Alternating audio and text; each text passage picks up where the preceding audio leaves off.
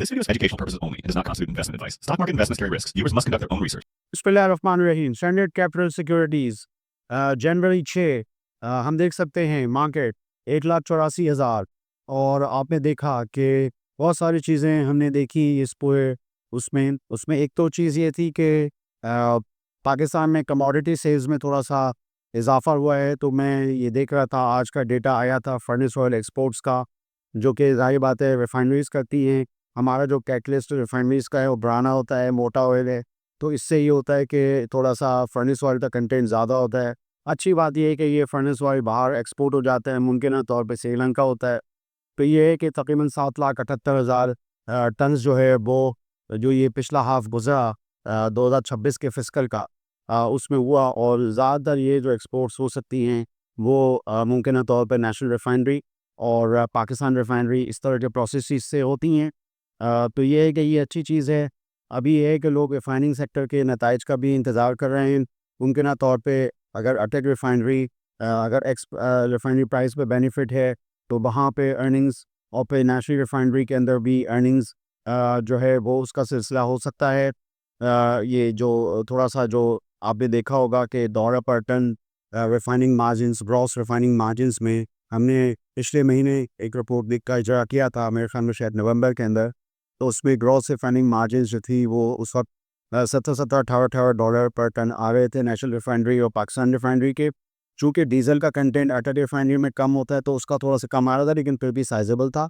बहरहाल ये है कि ये चीज़ थी, मैंने सोचा आपको यहाँ पे बताऊँ। कमोडिटी सेल्स पे ही मैं बात कर रहा था, तो फर्टिलाइज़र वगैरह का भी डेटा बहुत अच्छा आया और उसमें हमने देखा कि जो इंडेक्स ड्राइवर्स थे फौजी फर्टिलाइज़र कंपनी एग्रो फर्टिलाइज़र्स, उसमें जो है वो उनके शेयर प्राइसेस में इजाफा हुआ। और ऐसा लगता है कि ये जो डेटा था इससे इनकी अर्निंग्स जो हैं, आखिरी जो फाइनल अर्निंग्स दिसंबर की अर्निंग्स हैं और इनके ना तौर पर डिविडेंड्स हैं वो भी बेहतर आ जाएंगे। और तवक्को जो हम साल के शुरू में हमेशा करते हैं तो वो उस तरह की जो तवक्कुआत है वो हो सकती है कि वो कोई हो जाए। फौजी फर्टिलाइज़र कंपनी हम जानते हैं कि पहले ही एक मर्जर के प्रोसेस से गुजरा 2024 के अंदर, और फिर 2025 में हमने देखा कि इसका एक बहुत बड़ा बेनिफिट इसकी प्राइस में आया। आप जानते हैं फौजी बिन कासिम का डैक का प्लांट हो या तो फौजी बिन कासिम से ही जो फौजी फर्टिलाइज़र के यानी फौजी फूड के स्टेक्स हों, फिर अस्कल बैंक के बहुत ही बेनिफिशियल स्टेक्स। फिर हमने देखा कि अस्करी बैंक की जो परफॉर्मेंस थी वो भी बहुत अच्छी रही। तो ये सब चीज़ें भी फौजी फर्टिलाइज़र के लिए काफ़ी मुमकिन तौर पे अच्छी हैं। तो ये मैंने सोचा कि कमोडिटी सेल्स के हिसाब से चीज़ों को लेता हुआ चलूँ। इसी हिसाब से हम देख रहे हैं कि आप ये नोट कर रहे होंगे कि चाइनीज़ प्लग इन हाइब्रिड्स बहुत आ रही है पाकिस्तान में, और मुख्तलिफ़ दूसरी कंपनियाँ जो हैं वो लेकर आ रही हैं। तो ये है कि ये ज़ाहिर बात है हमारे मुल्क में यूँ गाड़ियों की देखा जाए तो प्रोडक्शन कम है, डिमांड ज़्यादा है, एग्रेरियन इकोनॉमी है। और लोग जो हैं वो जैसे हम जानते हैं कि नॉर्दर्न जोन के अंदर खुसूसन जो एग्रीकल्चर जोन को देखते हुए जो जो भी होता है लोग कमोडिटीज़ वगैरह में या इन चीज़ों में लग्जरी आइटम्स वैसे डालते हैं। तो प्लग इन हाइब्रिड्स की जितनी भी सेल है वो बड़ी मतलब हमने ये देखा कि वो यानी BYD के केस में बुकिंग्स हो, BYD आप जानते हैं पावर के अंदर। तो ये है कि ये सब चीज़ें जो है बड़ी सूरमंद रहती हैं, बड़ी ज़ेर हासिल रहती हैं। दूसरी भी कंपनियाँ जो हैं वो लेकर आ रही हैं। तो देखते हैं प्लग इन हाइब्रिड्स का क्या आगे चल के पाकिस्तान में कैसा इसकी परफॉर्मेंस वगैरह रहती है।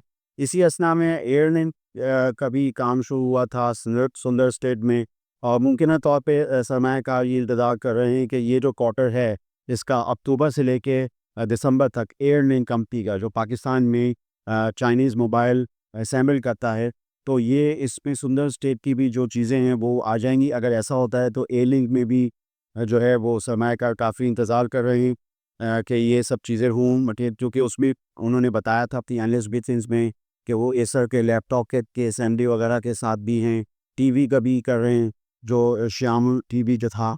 तो इस हिसाब से चीज़ें जो हैं वो आप देख सकते हैं कि बड़ी चीज़ें मटीरियलाइज हो रही हैं। अच्छा, इसी असना में हमने देखा कि डीजी खान का भी PSX पे नोटिस आया, एक्सपेंशन कर रहे हैं 11,000 टन्स पर डे। तो 11,000 टन्स पर डे का मतलब ये हुआ कि तकरीबन 3.9 मिलियन टन्स, यानी समझ लें 4 मिलियन टन्स। तो एग्जिस्टिंग अगर 7 मिलियन करी लगा ली कैपेसिटी और 4 मिलियन ये लगा ली, तो ये तकरीबन 2027-28 में ये तकरीबन 11 मिलियन हो जाएगा। यानी चौथे नंबर का बड़ा प्लांट पाकिस्तान के अंदर हो जाएगा, ये एक वही डेरा गाजी खान में ही प्लांट का इजरा है। और इसमें ये है कि अगर एलसी वगैरह कोई खुलती है, लेट्स से अगर 113 मिलियन ऐसे कहते हैं, तो ये तकरीबन हम समझते हैं कि जो ईवी पर टन है, इन ये अगर फर्स्ट करें किसी लोन के अगेंस्ट ये एसेट बनता है, तो इसमें ये है कि ये चीज़ है, ये तकरीबन ईवी पर टन जो है ये $50 पर टन बन जाता है। तो $50 पर टन जो है वो अभी जो मौजूदा ईवी पर टन था वो $62-63 पर टन था। और जो पायनियर की डील हुई है, यानी मेपल लीफ जो उसको लेने जा रहा था, वो तकरीबन $80 पर टन के आसपास कर रहा था। मेपल लीफ जो दूसरी साथ की कंपनी है वो भी तकरीबन $62-63 पर टन है। तो ये है कि ये ईवी पर टन 2000 यानी अब 27 को अगर हम करके देखें तो ये तकरीबन $50 पर टन ईवी पर टन बन जाता है। तो डीजी खान सीमेंट जो है इस एक्सपेंशन के बाद ये यानी न सिर्फ अर्निंग में इजाफा होगा, बल्कि एंटरप्राइज वैल्यू जो है वो बड़ी एक अट्रैक्टिव हो जाती है, यानी इन्वेस्टर्स के लिए। आगे चल के जब कैश फ्लोज बनते हैं, तो उस हिसाब से मैं बात कर रहा था, तो मैंने सोचा कि इस हवाले से आपको बताऊं। तो मैंने जो अपनी बातचीत का वो रखा वो कमोडिटी सेल्स के अंदर ही रखा, और मैंने आपको फर्नेस ऑयल की एक्सपोर्ट का बताया, जो रिफाइनरीज का बेनिफिट है, फर्टिलाइज़र सेल्स का बताया। फर्टिलाइज़र सेल्स की वजह से हमने देखा कि इंडेक्स जो है वो इंडेक्स आइटम्स हैं, तो ये इंडेक्स में इजाफा हुआ। आप और ज़ाहिर बात है बैंकिंग सेक्टर से भी हुआ। बैंकिंग सेक्टर की भी आप जानते हैं कि earning per shares fourth quarter के अच्छे आ सकते हैं, क्योंकि टी बिल और पीआईबीज़ की काफ़ी सेल्स गेंस वगैरह वो भी शायद हैं। तो इस तरह ये करते करते हम देखें तो ये हमारा इंडेक्स जो है 1,84,000 पे आके खड़ा हो गया, मेनली फर्टिलाइज़र सेक्टर और बैंकिंग सेक्टर के स्टॉक्स की वजह से। बाद दूसरे स्टॉक्स भी मैंने आपको गिनवाए, उसमें एयरलिंक था, उसमें डीजी खान सीमेंट के एक्सपेंशन के हवाले से मैंने बात की।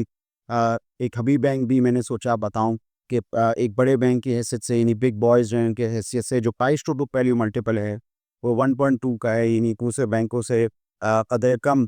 तो ये भी इन्वेस्टर्स देख सकते हैं। मैंने फिर इस हवाले से आपसे बात करूँ, इंशाल्लाह आपसे बातचीत होती रहेगी। आप स्टैंडर्ड कैपिटल सिक्योरिटीज़ के चैनल को सब्सक्राइब कीजिए, हमारी मारूज़ात पर गौर कीजिए। आपका शुक्रिया। For more details, call us today at 111-111-721. Open an account with Standard Capital Securities. Start investing in your financial future.